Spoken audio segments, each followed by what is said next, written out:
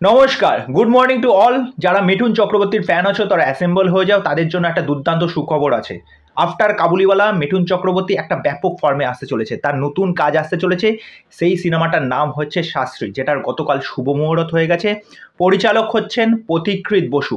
তা গতকাল একটা ইন্টারভিউ দেখছিলাম, সেই ইন্টারভিউটা অনেক বড় ছিল, সেখান থেকে যে তথ্যগুলো অনেক তথ্য উঠে এসেছে সেইগুলো আজকে তোমাদের সাথে শেয়ার করব। তা এইটা বাংলায় একটা প্রথম কাজ হতে চলেছে, যেখানে পরিচালক বলছেন অ্যাস্ট্রোলজি ভার্সেস অ্যাস্ট্রোনমি নিয়ে কিন্তু এই সিনেমাটা, শাস্ত্রী সিনেমাটা, যেখানে মুখ্য চরিত্রে আমরা মিঠুন চক্রবর্তীকে কিন্তু দেখতে পাবো। এটি একটি ফ্যান্টাসি ড্রামা ছবি হতে চলেছেন, যেটি পরিচালক কিন্তু নিজেই বলেছেন।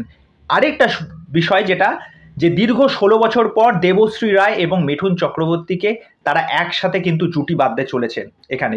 আর তাদের এখানে চরিত্রটার নাম এখানে জানা যায়নি, তারা এখানে স্বামী স্ত্রী হিসাবে চরিত্র প্লে করতে চলেছেন। এখানে আরেকজন স্টার কাস্টকে আমরা দেখতে পাবো, সেটা হচ্ছে অনির্বাণ চক্রবর্তী। এবং মিঠুন চক্রবর্তীর সাথে অনির্বাণ চক্রবর্তীর একটা অসম বয়সী একটা বন্ধুত্ব এখানে দেখানো হবে।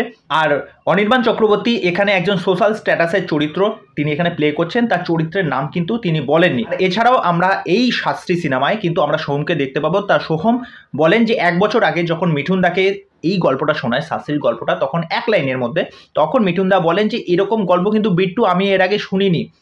তা এটাতেই বোঝা যায় যে এই শাস্ত্রী গল্পটা কিন্তু একটা আলাদা হতে চলেছে। আর এখানে মিউজিক ডিরেক্ট করছেন ইন্দ্রদীপ দাশগুপ্ত, তাহলে বুঝতেই পারছো গান শাস্ত্রীর কি হতে চলেছে। এবং অন্যান্য স্টার কাস্ট যারা যারা আছে তাদের নামও পাওয়া গেছে, যেমন রজতাভ দত্ত আছেন, অপুদা আছে, কাঞ্চন মল্লিক আছে, অম্বরীশ ভট্টাচার্য আছে, সৌরসেনী আছে। তা সৌরসেনী নিজে বলে যে সৌরসেনীর যে চরিত্রটা তার নাম হচ্ছে অনুরাধা, আর তিনি হচ্ছেন এখানে একজন জার্নালিস্ট। তা এই আপডেটটা তোমাদের কেমন লাগলো? মিঠুন চক্রবর্তী আবার একটা ধামাকা নিয়ে আসতে চলেছে দেবশ্রী রায়ের সাথে, যেখানে ডাইরেক্টর পথিকৃৎ বসু। এখানে আমরা আমাদের বাংলা রিভিউ কমিউনিটির অরিত্র স্ক্যান মানে অরিত্রদাকেও দেখতে পাবো। অরিত্রদা দেখতে পাবো মানে মানে এই গল্পের লেখনের ক্ষেত্রে হয়তো অরিত্রদার একটা ভূমিকা রয়েছে। তা বুঝতেই পারছো যে এই সিনেমাটা নিয়ে কিন্তু যথেষ্ট একটা এক্সাইটমেন্ট তো রয়েছে।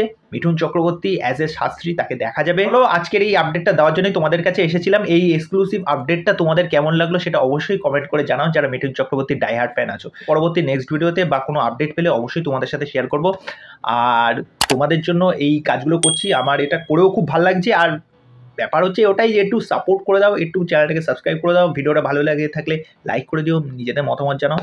তা চলো, নমস্কার।